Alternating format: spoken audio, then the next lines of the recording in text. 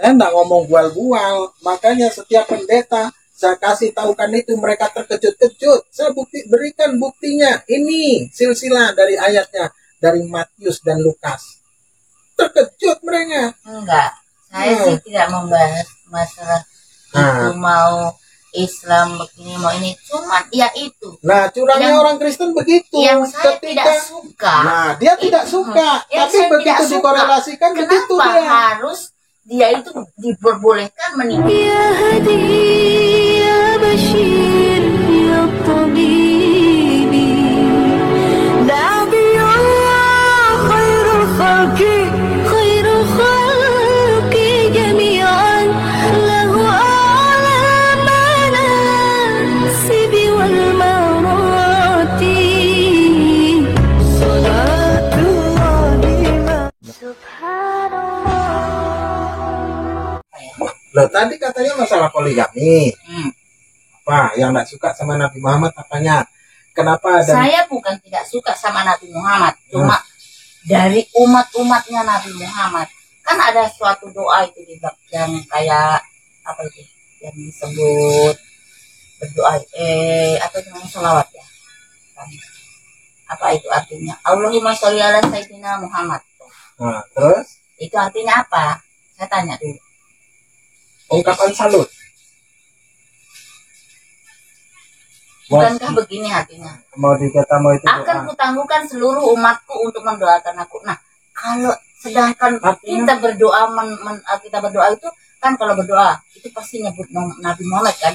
Kita kan doakan Nabi Muhammad. Ya kalau Nabi Muhammad itu masuk surga. Nah, kalau Nabi Muhammad enggak masuk surga, siapa yang menjamin saya? Nah, itu bukan doa, itu ungkapan salut. Kalau itu dikatakan salut, dikatakan doa, maka bagaimana ketika Yesus itu datang, lalu orang-orang itu menyambutnya, Hosana anak Daud, Hosana anak Daud. Kalaulah itu didoakan, maka Yesus pun didoakan. Kalau itu dikatakan orang Kristen kalau berdoa untuk dirinya sendiri tidak pernah mendoakan. Nah, kalau memang sudah ada keselamatan, dipastikan masuk surga, untuk apa lagi berdoa? Kita berdoa untuk diri sendiri, bukan mendoakan Yesus. Nah, itu kalau pas Yesus datang, ada Hosana diberkatilah anak Daud, Hosana diberkatilah Daud. Itu gimana tuh? Orang Protestan tidak pernah mengatakan begitu. Enggak. Ketika Yesus itu semasa hidupnya, dia disambut oleh orang-orang di Yerusalem. Tapi saya tidak pernah mengucap itu. Ya, itu Kristen lama. Ya, kan ketika Yesus itu datang kepada mereka di Hosana, Hosana. Di dalam Islam, yang dimana sholawat ini adalah ungkapan salut, hadiah, yang dimana Nabi ya membawa dari kegelapan menuju terang pada zaman kebodohan. Kaum Quraisy kala itu, mereka hidupnya tidaklah seperti apa yang para nabi ajarkan dengan seiring berjalannya waktu. Penyimpangan demi penyimpangan, sebagaimana tadi dikatakan, kenapa kok kalau cerita masalah agama tertua itu bukan Islam loh, tapi Hindu. Nah, sementara di dalam Hindu sekalipun di kitab Veda, ya, menurut para pakar yang dimana mereka itu membaca isi kitab mereka, ternyata terdapatilah karakter itu pada baginda Nabi Muhammad SAW. Nah, ketika Al-Quran berkata, ya, ketika Al-Quran berkata, sesungguhnya mereka orang-orang terdahulu yang diberikan kitab, ya, orang-orang Yahudi dan Nasrani, mereka orang-orang yang diberikan kitab, mereka telah mengubah ayat-ayat Allah itu dari tempatnya, ya, dan mereka memutar-mutarkan lidahnya, dan mereka senang dengan kabar bohong. Allah berkata di dalam Al-Quran, memberikan informasi bahwasanya orang-orang terdahulu, orang-orang Yahudi dan Nasrani, mereka senang mengubah ayat-ayat Al-Quran, mengubah ayat-ayat Allah yang ada di kitab mereka. Nah, itu pun dibenarkan oleh kitabnya mereka sendiri, yang dimana di dalam Yeremia 88 di sana dikatakan, mengapa kamu berani berkata kami bijaksana dan kami mempunyai Taurat Tuhan, sementara bukankah tinta pena palsu penyurat itu telah menjadikan Taurat Tuhan menjadi bohong? Jelas itu dikonfirmasi oleh Bible itu sendiri. Dan di Mazmur juga ada dikata di sana, sudah waktunya bertindak bagi Taurat Tuhan. Mereka telah merombak Taurat Tuhan. Ketika Al-Quran berkata, mereka telah mencampurkan yang hak dengan yang batil. Nah, terus ketika kenapa baginda Nabi itu selalu, kita umat Islam itu selalu bersolawat terhadap baginda Nabi. Solawat itu bukan doa, tapi ungkapan salut yang dimana kita memberikan hadiah sebagaimana kaum pada zaman Yesus alaihissalam beliau masih hidup, mereka pun disambut dengan orang-orang yang mengimaninya dirinya adalah seorang nabi. Hosana, Hosana, keselamatan, kesejahteraan bagimu, wahai anak Daud. Apa bedanya? Tidak ada beda, karena memang semua para nabi itu diberikan hadiah dengan pujian yang dimana Allah berkata di dalam Bible, kitabnya orang Yahudi, ya, barang siapa dia melaknat, ya, barang siapa dia menghujatmu wahai Abraham, maka aku akan menghinakannya. Nah, sekarang yang menghujat Nabi Ibrahim atau Abraham siapa? Kira-kira yang menghujat tiada lain tiada bukan hanya orang Kristen itu sendiri, yang dimana orang Kristen menganggap bahwasanya Abraham itu bersalah oleh karena dia tidak dapat bersabar, tidak diberikan keturunan, lalu dia menikahi seorang budak katanya. Siti Hajar itu dianggap orang-orang Kristen bahwasanya Siti Hajar ataupun Hagar ini adalah budak, padahal bukan. Menurut Bible sendiri, ya, dalam sejarah bahwasanya Abraham itu dikaruniakan atau diberikan hadiah oleh Firaun itu putrinya, putri Firaun, jadi bukan budak. Nah, oleh karena orang Kristen dari 100%, 99%, koma lagi 90%, mereka tidak pernah membaca isi kitabnya, sehingga mereka hanya mendengarkan apa kata pendeta, yang dimana pendeta itu berkata-kata dari lisannya di atas mimbarnya itu berkata bohong. Dan poligami memang sudah menjadi serangan bagi orang Kristen untuk memurtadkan umat Islam, yang dimana umat Islam itu selalu dikata poligami. Bukankah Yesus sendiri di dalam Matius itu jelas di sana dikatakan, barang siapa meninggalkan ayahnya, meninggalkan ibunya, meninggalkan anaknya, meninggalkan pamannya, meninggalkan bibinya, maka akan dibalas dengan 100 kali lipat. Yang istri ini diganti dengan ladang. Di dalam teks asli, gunai itu istri, bukan ladang. Nah, jadi kalau cerita masalah poligami menjadi serangan yang fatal bagi ajaran Islam, mereka bunuh diri. Kalau menyerang dengan poligami, bunuh diri. Di dalam Islam diperbolehkan menikah 1, 2, 3, 4 apabila mana mampu. Tapi jika engkau tidak dapat mampu berlaku adil dan takut berbuat aniaya, maka cukuplah 1. Jika lelah 1 kamu pun tidak mampu, maka berpuasalah. Alangkah indahnya di dalam Islam. Dan Islam tidak pernah. Tapi banyak juga orang Islam yang jangankan dikasih izin, tidak dikasih izin, dia tetap juga menikah lebih daripada 1 dengan diam-diam. Nah, perihal masalah masalah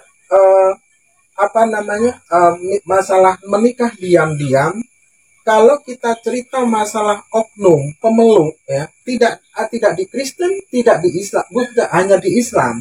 Ini pemeluk, ya, bukan ajaran. Kalau di dalam ajaran sudah jelas, barang siapa takut aniaya maka cukuplah 1. Nah, apabila mana dia tidak mempunyai kemampuan tapi dipaksakan makan neraka jahanam, dosa karena dia menganiaya. Nah, kalaupun tidaklah, kalau dicerita pemeluknya, saya dulu Kristen. Saya punya banyak kawan Kristen. Dan orang-orang Kristen yang tumpur dengan marganya, saya kan orang Batak. Yang dimana orang-orang Batak ini, apabila mana tidak mempunyai anak laki-laki, resah. Karena tumpur bangkrut marga. Mau tidak mau, kami menikah diam-diam untuk meneruskan keturunan yang kita harus punya marga. Ya kan? Berarti berbicara lagi ke, kalau kita individunya berarti berbicara lagi ke budaya. Nah, begitu. Jadi jangan dikaitkan antara ajaran dengan pemeluknya. Tidak sedikit katanya di dalam Kristen, barang siapa yang sudah dipersatukan oleh Tuhan, maka tidak boleh dipisahkan oleh manusia. Balik papan. Orang bercerai ternyata yang menduduki nilai tertinggi siapa yang bercerai, orang Kristen. Nah, sekarang jangan dilihat di Indonesia yang dimana Indonesia ini mayoritas Muslim. Kalau di Indonesia ini banyak copet, ternyata yang menjadi copet itu adalah umat Muslim karena memang mayoritas di negeri ini umat Islam. Dan tidak semua umat Islam itu taat dengan ajaran agamanya. Nah, kalau kita mau tengok masalah bagaimana radikalnya, bagaimana rasisnya sebuah suku bangsa terhadap suku bangsa yang lain, kita lihat di Amerika. Jangan disangka di Amerika sana tenang, di sana itu enak. Tidak. Di sana orang berkulit putih itu sangat rasis terhadap orang berkulit hitam. Bahkan orang kulit hitam mereka cekik sampai mati dengan tuduhan membawa uang palsu. Itu pernah terjadi di depan minimarket. Bahkan mobil-mobil apabila mana mereka mempunyai kendaraan cantik dan orang itu kulit hitam, maka orang-orang yang kulit putih ini akan sibuk menjarahnya. Dan jangan salah, sekarang zaman era digital yang dengan sangat mudah untuk diakses segala informasi yang dapat kita dapat. Contoh seperti Israel, ya, dahulu selalu menang karena propaganda itu mereka yang kuasai dan media mereka yang kuasai. Tapi dengan seiring berjalannya waktu, dengan adanya TikTok, dengan adanya Instagram, dengan adanya medsos yang lain, mereka tidak lagi mampu menjual propaganda untuk mengarahkan bangsa-bangsa itu, umat manusia untuk membelanya, seolah-olah Israel ini adalah bangsa yang dizalimi, bangsa yang terpilih, tapi harus ini, harus itu, harus kita hormati. Tidak, salah besar. Dan kebanyakan, nih ya, saya singgung lagi cerita masa. Orang Israel, bangsa Israel itu menganggap bahwasanya orang yang dilahirkan dari luar bangsa Israel itu adalah bangsa goyim, yang dimana goyim itu artinya binatang, yang boleh dibunuh, boleh dianiaya, boleh jadikan budak, boleh diapakan saja, boleh dirampok hartanya, boleh diapakan saja, karena mereka adalah bangsa goyim. Nah, mereka menganggap orang yang di luar bangsa goyim itu, di bangsa Israel itu ada goyim, itu diwajibkan untuk melayani mereka. Sebagiannya menjadi anjing bagi mereka, dapat menggonggong menjaga tuannya, karena memang di dalam Bible itu tertulis, ya, di dalam Bible itu tertulis, tidak layak roti yang disediakan bagi anak-anak dilemparkannya kepada anjing. Tapi anjing itu, perempuan Samaria itu berkata, ya benar Tuan, ya benar Tuan, tapi anjing itu akan memakan remah-remah yang jatuh dari meja tuannya. Nah, terus ada doktrin lagi, ayat yang mereka buat sendiri. Sesungguhnya keselamatan hanya datang dari bangsa Yahudi. Di dalam Bible dikatakan demikian. Pret. Itu hanyalah sebuah doktrin supaya orang-orang Kristen ini, walaupun orang-orang Kristen ini ketika berjumpa dengan orang-orang Yahudi di lorong-lorong maupun di tempat-tempat keramaian, mereka akan meludahi dan seraya memaki. Sudah tengok videonya belum? Belum. Nantilah saya tengokkan ya. Orang Israel itu rasis. Orang-orang Kristen itu diludahi. Dan apabila mana ada seorang mahasiswa sekolah ke sana, sekolah kependetaan, lalu jumpa sama anak-anak kecil. Anak-anak kecil itu akan bertepuk tangan dari belakang, menyorak-nyorai, ya, Anda Kristen, Anda Kristiani, ya, tahukah Anda Tuhan kalian, nenek moyang kami yang pati, seraya meludah dan memaki. Itu anak-anak kecil. Nah, sekarang silakan mau tanya apa lagi? Sekarang ya giliran ke saya nih. Oke, Sekarang tadi nih belum kalau mau jawaban Noah tadi kan Nah, kita dilahirkan nih tidak punya agama. Oke. Jawaban Noah. Kalau persepsi saya terkait masalah agama gitu kan, persepsi saya masalah agama, kita semua dilahirkan ini sebetulnya tidak punya agama. Kenapa harus kita menjuruk ke agama gitu kan? Berbicara lagi umum nih, saya nih umum. Nah, berbicara lagi ke kebiasaan dan keturunan orang tua. Mohon maaf, mungkin Om ya, Om kan ibaratnya, Om kan dulunya kayak Kristen. Kan tidak mungkin Om dulu mikir, aku nih lahir terus habis itu mungkin seumuran saya atau Richard gitu kan, aku mau pindah ke Islam. Karena belum ibaratnya Islam itu apa sih? Pasti kan berpikirnya begitu. Terus begitu pun mama dulu dari Islam, mungkin karena efek nikah gitu kan, jadi berpindah. Jadi kalau pandangan saya semua agama itu baik, tergantung pemeluknya kembali gitu kan. Terus habis itu kalau berbicara sekarang gitu kan, kenapa kamu memilih Islam? Itu yang menjadi pertanyaan mendasar saya. Kenapa Anda memilih Kristen? Kenapa Anda memilih Hindu? Kenapa Anda memilih Buddha? Kenapa Anda memilih Islam? kenapa tidak ateis gitu ya? Nah, kenapa?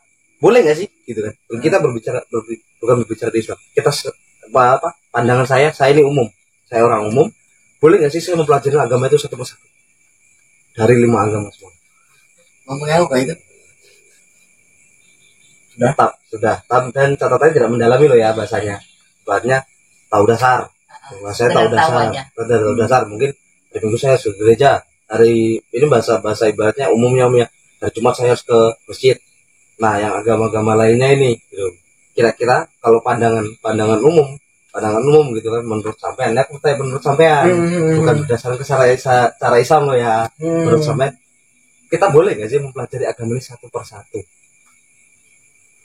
Begini, kalau itu saya harus merujuk kepada sejarah. Kalau langsung saya jawab dengan asumsi saya sendiri tanpa ada dasar, referensi, tak ada dasar, nanti ngarang cerita kan. Begini, kita meyakini bahwasanya setiap manusia itu dilahirkan dari awalan manusia yang satu, yakni Nabi Adam. Oke. Kan? Nah, Nabi Adam itu dulu agamanya apa? Tentu agamanya Islam dengan ketauhidannya, menyembah Tuhan yang satu. Karena Nabi Adam sudah mengetahui bagaimana dia kurban, bagaimana dia mendapatkan larangan, sesuatu yang diperbolehkan, dan doa-doanya itu dia memanjatkan doa itu kepada Tuhan. Ya kan? Dan orang yang berserah diri itu artinya salam atau Islam.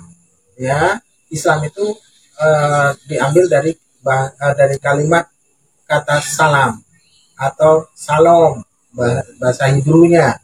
Nah, jadi seiring berjalannya waktu, maka baginda Nabi Muhammad SAW berkata, sesungguhnya setiap manusia dilahirkan dari kandungan ibunya itu terlahir dengan fitrahnya sebagai seorang muslim, karena ruhnya menjawab, siapa Tuhanmu? Apakah aku Tuhanmu? Kata ruh, waktu kita masih di ruh kita itu masih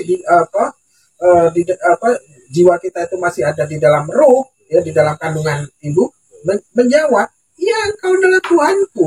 Lalu siapa yang akan menjadikan anak itu menjadi seorang Nasrani ataupun Yahudi? Itu adalah kedua orang tuanya. Nah, setelah itu dengan seiring berjalannya waktu, bukankah Allah itu berikan kita manusia ini akal? Yang dimana akal Allah perintahkan untuk dipergunakan dan berpikir. Nah, di dalam Islam maupun di dalam kekristenan, ya, itu harus rajin membaca kitab suci, diwajibkan. Bahkan di dalam Hindu pun diwajibkan untuk membaca Weda. Apalagi orang yang hendak menikah itu harus ada menjadi sebuah persyaratan tersendiri. Apakah kau pernah membaca Weda? Nah, itu di dalam Hindu loh. Ya, tidak sama dengan kita garis kenabian-kenabian. Nah, terus di dalam Islam, contoh seperti saya, ketika saya beranjak dewasa, lalu saya menggunakan akalnya, di dalam Islam itu berbeda dengan agama-agama yang lain. Kalau agama-agama yang lain itu harus beriman dulu baru berakal. Tapi di dalam Islam Allah perintahkan berakallah dahulu baru beriman. Ya kan? Benarkah Al-Quran itu firman Allah? Benarkah apa yang disampaikan Al-Quran itu adalah benar-benar firman Allah? Maka mari kita buktikan. Kalian buktikan saja. Allah perintahkan suruh buktikan. Keilmiahannya, pembuktiannya. Nah, sekarang contoh. Ketika Al-Quran mengisahkan tentang bagaimana di dalam lautan itu ada sungai-sungai yang mengalir. Pada zaman Rasulullah, ketika Al-Quran itu diwahyukan, pernahkah ada orang Yahudi pun Nasrani sebelumnya, sebelum baginda Nabi, ataupun orang-orang Quraisy, orang-orang Arab kala itu, pada zaman Nabi masih ada pewahyuan itu terjadi, pernahkah ada yang pernah menyelam ke dasar lautan yang begitu dalam? Tidak mungkin ada, kan? Ketika Allah berkata, memberikan informasi tentang surah Az-Zumar, yang dimana di langit itu ada bintang-bintang mengetuk. Pernah zaman itu ada yang pernah pergi ke langit atau belum? Belum pernah. Dan ternyata ada seorang ilmuwan dari Cina, dia seorang astronom, ya, dia naik ke bulan. Ternyata di tengah perjalanan dia mendengar mendengar sesuatu yang menggedor-gedor seperti pukulan-pukulan. Dia merasa bahwasanya apa yang dipukulnya itu adalah pesawatnya. Lalu dia mencoba untuk mengintipnya keluar dan mencari sesuatu yang menjadi barangkali menabrak meteor atau apa. Ternyata ada sebuah bebatuan, ya, itu berbunyi. Nah, itulah yang diceritakan dalam surah Az-Zumar, bahwasanya ada bintang mengetuk. Nah, yang dimana Al-Quran juga menarasikan di dalamnya, memberikan informasi bahwasanya di dalam lautan itu ada gunung yang menjulang tinggi dan ada api yang tidak pernah padam, oleh karena air lautan. Dan itu terbukti. Dan siapa yang menjumpai? Bukan ilmuwan Muslim, tapi ilmuwan Kristen yang pada akhirnya mereka mematentkan penemuannya, dan ternyata sebelum mereka menemukan apa yang mereka teliti di dasar lautan itu, ternyata Al-Quran sudah 1400 tahun lebih sudah terlebih dahulu menginformasikan bagaimana kulit terbakar itu dapat berganti, sebagaimana nanti kita di neraka pun demikian. Ilmuwan dari Jepang itu pun takjub pada akhirnya pun masuk Islam. Ilmuwan dari Perancis yang dimana di dalam Bible itu mengatakan bahwasanya Fir'aun itu tenggelam oleh air untuk selama-lamanya alias hilang. Datang Al-Quran memberikan bantahan, oh tidak, Al-Quran jasadnya kami selamatkan sebagai tanda pengingat bagi orang-orang sesudahnya. Dan ternyata ilmuwan dari Perancis datang ke Mesir, ya, ke museum untuk meneliti jasad Fir'aun Ramses berapa. Dan ternyata memang yang dijumpai itu adalah Fir'aun yang mengejar Musa dengan tanda-tanda sisa garamnya dan juga tanda-tanda sebagai seorang raja itu ada terletak padanya. Itu terbukti, berarti Al-Quran terbukti, kan? Berarti benar firman Allah. Nah, sekarang kita Bible yang konon katanya Bible ini adalah firman Allah, yang dimana firman Tuhan ini tidak sang penulis ini diilhami oleh Roh Kudus, ya kan? Jikalaulah memang benar, maka tidaklah akan ada kontradiksi di dalamnya antara satu ayat dengan ayat yang lain, yang dimana ayat-ayat di sana yang A mengatakan begono, yang B mengatakan, Markus mengatakan begono, Yohanes mengatakan begini, ya, Matius mengatakan begono, Lukas mengatakan begini, tapi pada mereka mengesahkan objek yang sama, cerita yang sama, tapi jalannya bagaimana mereka menjelaskannya berbeda. Nah, ini lagi perihal masalah poligami. Seandainya Sebentar loh, kok dekat tuh. Karena topik awalku nggak ke sana. enggak, ini saya sekalian nyambung. Saya nyambung. Poligami ini kan biar belum terjawab keseluruhannya. Seandainya, ya ini mohon maaf, seandainya kala itu Yehuda tidaklah bersetubuh dengan mantan menantunya, maka tidak akan lahir Yesus itu. Zina. Jadi nenek moyang Yesus ini, nenek moyangnya mereka pezina. Antara Tamar dengan Yehuda. Yehuda ini adalah mertuanya, Tamar ini mantan menantunya. Setelah suaminya mati, dia jadi janda, lalu dia mangkal di tepi jalan. Berjumpalah dengan Yehuda. Yehuda tertarik dengan kemolekannya. Ditidurilah oleh Yehuda. Hamillah dia. Ya, Tamar ini hamil. Lalu anak dari Tamar dan Yehuda ini lahirlah Yesus. Kayaknya tidak seperti itu. Nanti tidak seperti itu. Nanti kutunjukkan anunya. Nanti kutunjukkan ayatnya. Biano kan dari Maryam yang dari Tuhan yang mana?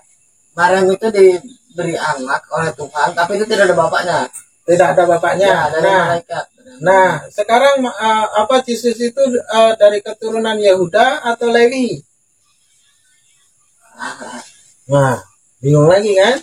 Nah, sekarang Maria itu dari keturunan siapa? Keturunan Daud atau bukan? Daud ya. Nah, Daud itu sampai ke Yehuda atau tidak? Tapi kalau yang dikatakan kenapa harus menidurin itu, berarti yang berzina kan yang orang muslim dong. Ya, betul. Maksudnya yang orang muslim di mana? Ya kan katanya itu tadi bekas menantunya itu terus ditiduri karena terpikat karena kemolekannya lahirlah Yesus. Berarti yang awalnya berzina itu ya orang muslim. Orang muslim katanya. Apakah di dalam Bible itu, apakah di dalam Al-Qur'an mengesahkan para nabi seperti itu? Tidak. Ya tidak. Nah, kenapa harus kenapa? berzina diceritakan? Nah, itu tertulis di Alkitab. Gitu. Itu tertulis di Alkitab. Alkitab kitab sucinya siapa? Sayangnya kita nggak bawa kitab ya. Nih, sini, pinjam HP-nya. Tunggu sebentar ya. Kamu gimana, Mel? Udah usah lagi nih. Nah, nih. Kutunjukkan silsilah Yesus ya. Silsilah Yesus dari Maria. Pertanyaan kita di apa? Nah, Lencongnya kemana? Nah, ini biar dibaca dulu. Silsilah Yesus. Maria. Silsilah Yesus. Yesus. Nah, itu bahasa Inggris, Mak. Yesus. Nah, jadi saya enggak ngomong bual-bual. Makanya setiap pendeta saya kasih tahukan itu, mereka terkejut-kejut. Saya berikan buktinya. Ini silsilah dari ayatnya dari Matius dan Lukas. Terkejut mereka. Enggak. Saya sih tidak membahas masalah itu mau Islam begini mau ini, cuman ya itu. Nah, curangnya orang Kristen begitu. Yang saya tidak suka. Nah, dia tidak suka. Tapi begitu dikorelasikan begitu kenapa dia. harus dia itu diperbolehkan menikah lebih daripada satu, terus yang cuma yang dibangga-banggakan sunah Rasul. Itu aja. Nah, orang Kristen tuh nyerangnya ke sana memang. Bukan hanya ini, hampir semua Kristen memang itu doktrin dari gereja. Karena saya pernah jadi orang Islam, menikah sama orang Islam dengan alasannya begini bla bla bla, kita bercerai. Nah, di situ. Nah, sekarang kalau bercerai itu di dalam Islam itu dilarang atau tidak sebenarnya? Ya sebenarnya dilarang, makanya itu tadi jadi yang sudah bercerai masih itu tetap oknumnya? dilarang, tapi tetap juga cerai. Sedangkan kalau orang poligami, istri pertama juga melarang, tidak suka, tidak mau, tetap juga dilakukan, alasannya sunnah Rasul. Nah, itu yang itu terus oknumnya atau sekarang begini, pemulungnya? istri tua kalau kita merelakan harus ini, katanya hadiahnya surga. Mana ada orang masuk surga kalau sakit hati? Iya. Ini Poligami itu harus izin sama istri pertama. Nah, sudah ya. Jadi sudah. Pertanyaan kalau belum luapkan dulu. Nanti karena jawabnya sepele itu. Bukan masalah sepele. Sampai kapanpun saya juga tetap tidak suka yang namanya poligami. Sudah belum? Apalagi selingkuh. Ya sudah belum. Nah, Enggak, luapkan dulu. Nah, saya jawab dulu. Apa nih tadi yang mana? Apa yang belum saya jawab? Ya. Kan diwajibkan kita punya akal. Dari situlah kita harus membaca, ya, belajar. Nah, berbeda di dalam Islam, berpikir dahulu baru beriman. Iya, Bang. Ya kan? Saya sudah berpikir. Enggak, saya enggak. Enggak, kita Saya jelaskan menjawab juga. ini. Kita Enggak, saya jelaskan. menjawab ini dulu. Iya, Gantian. paham itu. Saya menjawab ini dulu. Karena Kan itu perempuan itu karena tidak mau itu dipoligami, lebih baik bercerai. Kalau saya juga begitu, buat apa saya punya suami kalau harus berbagi? Lebih baik saya hidup sendiri. Nah, oke. Sekarang gantian saya balikkan. Ketika di dalam Kristen dikatakan segala sesuatu yang sudah disatukan Tuhan, persatukan Tuhan, tidak boleh dipisahkan. Ya. Betul. Seandainya lah Anda mempunyai seorang suami, ternyata suaminya ini adalah orang yang kejam dan zalim, senang menzalimi keluarga Anda, apa yang akan Anda lakukan ketika suami itu seorang Kristen? Sementara ini tidak boleh pisah. Saya usir dari rumah. Dosa.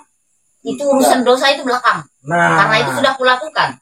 apakah Kristen mengajarkan seperti itu? Harus mengusir? Tidak. Itu artinya oknumnya. Lalu orang yang menikah itu pun oknumnya. Saya mendapatkan suami orang Kristen itu tepat dari janji awal kita waktu menikah sampai dia akhir menutup matanya. Aku akan mendampingi kamu, aku tidak akan pernah menyanyiakan kamu sampai aku menutup mataku. Itu suamiku tepat dengan apa ucapannya, dengan janjinya. Disitulah aku percaya.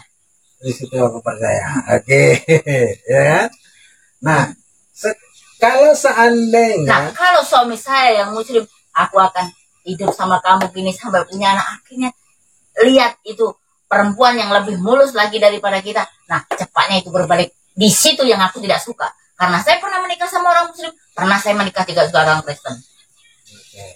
sudah ngomong terus nanti kita jadi ngomong dipotong. Ya itu. Jadi sekarang akhirnya memutuskan begini. Kenapa kalau kita harus punya suami, harus dia poligami, harus masih selingkuh? Nah, lebih baik aku nyaman hidup jadi seorang janda, walaupun tetangga itu ngomong begini begitu. Tapi Tuhanlah yang tahu kehidupan saya. Nah, kan segala sesuatu yang sudah dipersatukan Tuhan tidak boleh dipisahkan manusia. Karena Tuhan juga lah yang memisahkan saya dengan suami saya, bukan orang. Nah, kalau seandainya kala itu ternyata tidaklah itu gitu. Kejadiannya tidaklah seperti itu. Tapi Orang di lain. waktu saya percaya, suamiku juga tepat janji. Disitulah aku percaya. Saya menjadi orang Kristen. Apa yang saya doa, apa yang saya minta, semuanya aku dapatkan. Disitulah saya Oke. percaya. Karena memang di dalam Islam itu dikasih tahu, ya, jangan kamu menyangka bahasanya mereka orang-orang yang tidak beriman kepadaku, mereka akan aku lupakan. Itulah Allah Maha Pengasih lagi Maha Penyayang. Orang Buddha itu, orang Konghucu, Tuhannya pakai apa namanya tuh, pakai lidi ada apinya. Mereka kaya. Apakah mereka menyembah Yesus? Apakah mereka memohon kepada Yesus? Tidak. Saya di Tidak. gereja, saya berdoa. Saya tidak pernah berdoa minta sama Yesus. Nah, oke, sudahlah, cut dulu ya. Itu kalau berbicara ke agama keluarga kayaknya dipersatukan aja deh biar enak gitu, biar Sekarang saya jawab yang ilmiahnya dulu lah. Tadi Soalnya Bang, semakin abang itu mengasih pengertian saya dengan anak saya yang hal-hal seperti itu, saya kayak merasa terpaksa. Terus tambah semakin saya mendengar, semakin lama semakin sakit hati saya. maksudnya sakit karena apa? Ya, sakit karena ucapan-ucapan itu, karena semua yang abang jabarkan semuanya saya sudah ngalamin. Gitu. Semakin abang itu sebenarnya iya betul, abang itu sebenarnya mau pengen menyelamatkan saya, kasihan sama saya. Tapi ucapan itu dari kemarin anak saya pun juga ngomong begitu,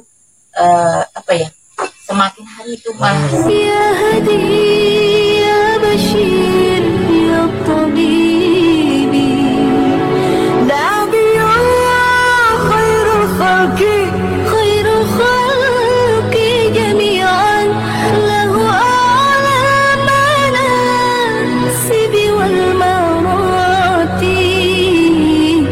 صلاة سبحان